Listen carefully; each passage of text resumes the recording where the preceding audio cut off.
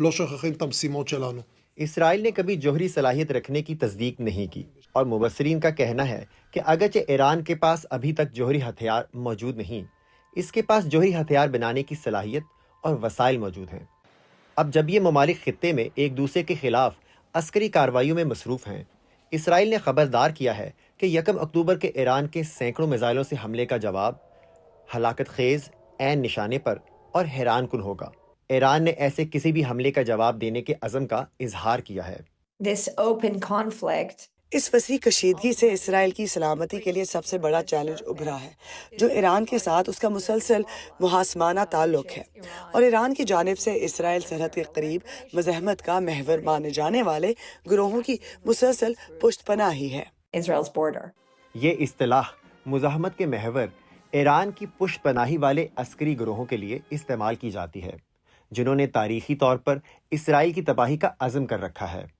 ان میں لبنان میں حزب اللہ بھی شامل ہے، جہاں گزشتہ چند ہفتوں میں اسرائیلی حملوں کی وجہ سے 2300 افراد ہلاک اور 12 لاکھ کے قریب بے گھر ہو گئے ہیں، جبکہ ان گروہوں میں غزہ میں حماس بھی شامل ہے۔ یہ لڑائی گزشتہ برس 7 اکتوبر کے بعد شروع ہوئی، جب حماس نے اسرائیل کے اندر حملہ کر کے 1200 افراد کو قتل کر دیا اور سینکڑوں افراد کو اغوا کر لیا۔ اس کے بعد سے غزہ کی وزارت صحت کا کہنا ہے کہ اسرائیلی کارروائیوں میں اب تک 42,000 سے زائد فلسطینی ہلاک ہو چکے ہیں اور غزہ کی تقریباً پوری آبادی بے گھر ہو چکی ہے۔ لیکن ماہرین کا کہنا ہے کہ اس کا یہ مطلب نہیں ہے کہ یہ لڑائی جوہری ہتھیاروں کی جنگ تک پہنچ سکتی ہے۔ اس بات کا امکان بہت کم ہے کہ اسرائیل اور ایران جوہری ہتھیاروں کا استعمال کریں گے، کیونکہ اس کے نتائج بہت سنگین ہیں۔ دونوں ممالک کو معلوم ہے کہ جوہری ہتھیاروں کے استعمال کے جواب میں سخت رد عمل ہوگا، جو ان کی اپنی تباہی کا باعث بن سکتا ہے۔ اسرائیل کا کہنا ہے کہ وہ ایران کی جوہری تنصیبات پر حملہ نہیں کرے گا۔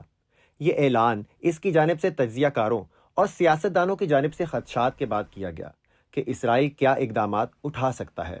سیمول کا کہنا ہے کہ ایران کی جوہری تنصیبات پر حملہ کرنے سے ایران کو جوہری ہتھیار بنانے سے روکا نہیں جا سکتا۔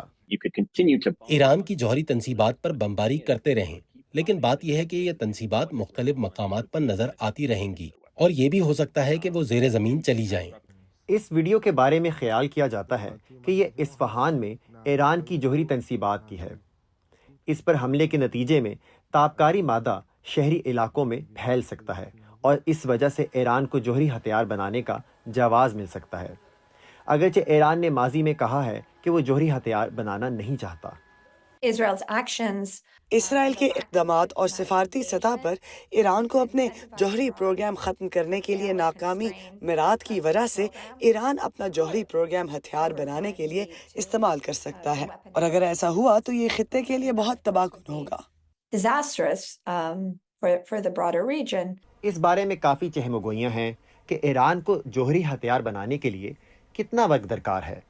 سیمول کا کہنا ہے کہ ان حالات میں ایران کو جوہری ہتھیار کا ایندھن تیار کرنے کے لیے جو وقت درکار ہے وہ 1 ہفتہ ہوگا، لیکن وہ کہتے ہیں کہ جوہری ایندھن سے بم بنانے کے لیے، جسے کسی پوشیدہ مقام پر خفیہ طور پر ہی تیار کیا جائے گا، کئی مہینے لگ سکتے ہیں۔